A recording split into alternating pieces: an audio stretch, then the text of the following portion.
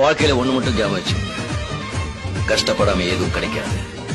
கஷ்டப்படாம கிடைக்கிறது என்னைக்குமே நிலைக்காது. பாய் ஓக்காம போங்க பாய்.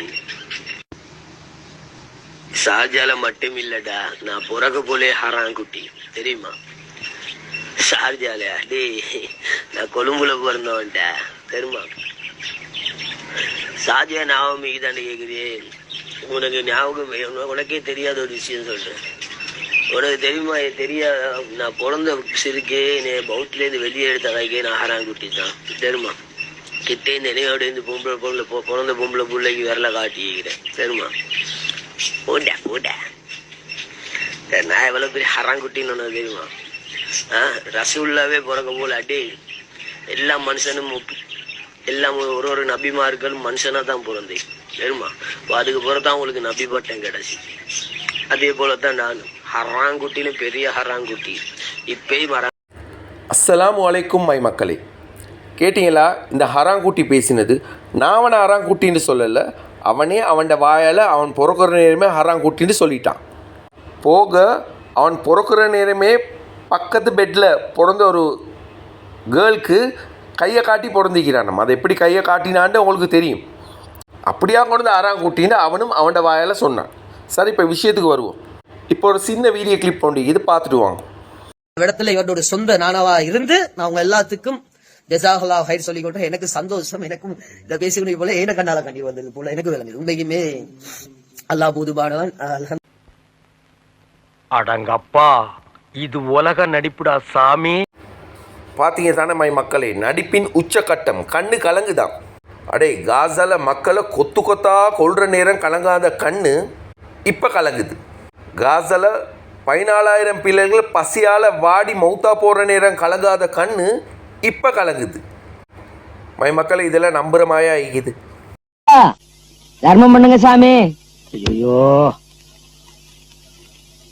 சொல்றேன் இல்லப்பா, நோட்டா இருந்தாலும் பரவாயில்ல சாமி, தர்மம் தலைகாக்கும். அதெல்லாம் அந்த காலம். இப்ப தலையில் இருக்கிற மோசல் கூட காப்பாற்றாது. எடுக்கிறது பிச்சை, பேசுறது ஏகத்தாளமா பேசுற. என்ன பிச்சைக்காரன் போயிட்டானே. அட மண்டபஜிலி மஜ்பூஸ் மூதேவி, இதெல்லாம் நாங்கள் எம்ஜிஆர் சிவாஜி காலத்திலே பார்த்துட்டோம். பாசமலர் படத்தில் சிவாஜி கணேசன்ற கண்ணு அப்படி கலங்கும். அது நெஸ்துக்குமா கலங்கிச்சு? இல்லை, அது ஒரு நடிப்பு. அப்படி கலங்கினா தான் அவருக்கு காசு வரும். எல்லாத்துக்கும் மேலே இதுக்கு ஒரு படி மேலே போயிட்டு இந்தியன் படத்தில் கமலாசன் என்ன மாயெல்லாம் கண்ணு கலங்கினான். அது நெஸ்துக்குமா கண்ணு கலங்கினான். அப்படி கலங்கினா தான் அவனுக்கும் காசு வரும், படமும் ஹிட் ஆகும்.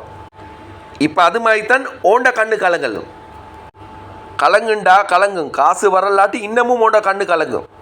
போதுண்டா, உன்னோட டங்கு வாரம் அந்து போச்சு. வீடியோக்கு வந்தால் தான் உன்னோட கண்ணு மட்டும் இல்லை, எல்லாமே கலங்கும்.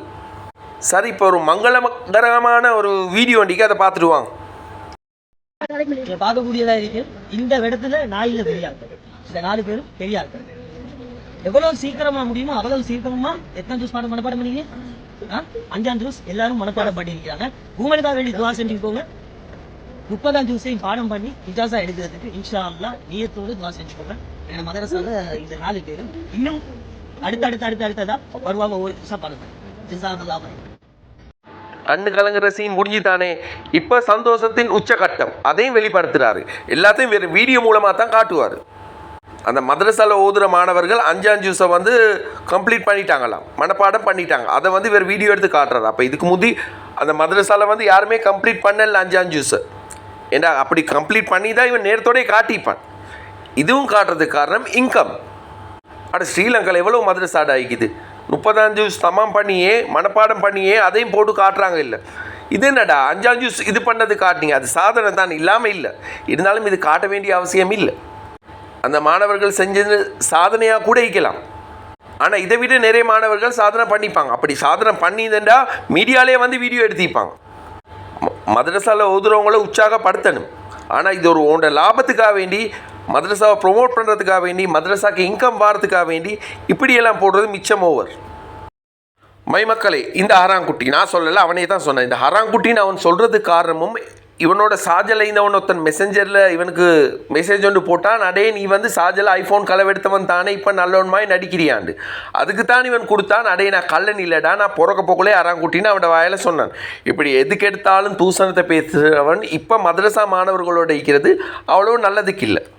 ஏண்டா 1500 கிலோ அரிசி ஆட்டையை போட்டு அதை வந்து பிரியாணியாக மாற்றி விற்று காசு பார்த்தவன். 10 லட்சம் முஸ்லீம்களையும் சண்டைக்கு கூப்பிட்டவன். முஸ்லீம்கள் எல்லாம் தீவிரவாதின்னு சொன்னவன். வாயை திறந்தா அம்மனமாக பேசுகிறவன். முஸ்லீம்களோட மூஞ்சில் காரி துப்பினவன். இவன் மதரசா மாணவர்களோடு இருக்கிறது எங்களுக்கு என்ன நல்லதாக படலை. ஏன்னா இவனுக்கு வார இன்கம் எல்லாத்துக்கும் மேலே இந்த கொமெண்ட்டை பாருங்கள். பார்த்தீங்களா மக்களே, நாங்கள் எல்லாம் ஆதாரத்தோடு தான் நிரூபிக்கிறோம். பெருமை கூறியோ நல்லா இவன் எப்படியாப்பட்டவனுக்கு காட்டுறதுக்கு இதை விட உதாரணம் வேறு என்ன வேணும்? இவனுக்கு பேட் கமெண்ட் அடித்ததுக்கு இவன் போட்டிக்கிறான். ஏன் மவன் போகிற ஸ்கூலுக்கு நீ நினச்சாலும் மவனை போட முடியாது. அந்த அளவுக்கு இவன் மவன் படிக்கிற ஸ்கூல் பெரிய ஸ்கூலாக சொல்லுற அளவுக்கு டாப் 10ல் இல்லை, இருந்தாலும் ஒரு எவரேஜ் ஸ்கூல். ஆனால் போடுறது லேசியும் இல்லை, ஒரு 5-6 லட்சம் செலவழியும். அதுவும் இவன் எப்படி போட்டிப்பான்னு உங்களுக்கு தெரியும். எவன்டா சரி கால் கையை பிடிச்சி முதல்ல கண்ணீர் வடித்து தான் போட்டிப்பான். அதுலேயும் கெத்து பெருமையை பார்த்தீங்களா? அப்போ உழைச்சி போட்டியிருந்தால் என்ன மாதிரி போட்டிப்பான்? கொமெண்ட்டை படிக்கிற பிள்ளைகள் எங்கேயும் படிக்கும். அந்த ஸ்கூலுக்கு இவன் போட்டது வந்து மவனை படிக்க வைக்கிறதுக்காக வேண்டி இல்லை, பெருமைக்காக வேண்டி தான் போட்டிக்கிறான்.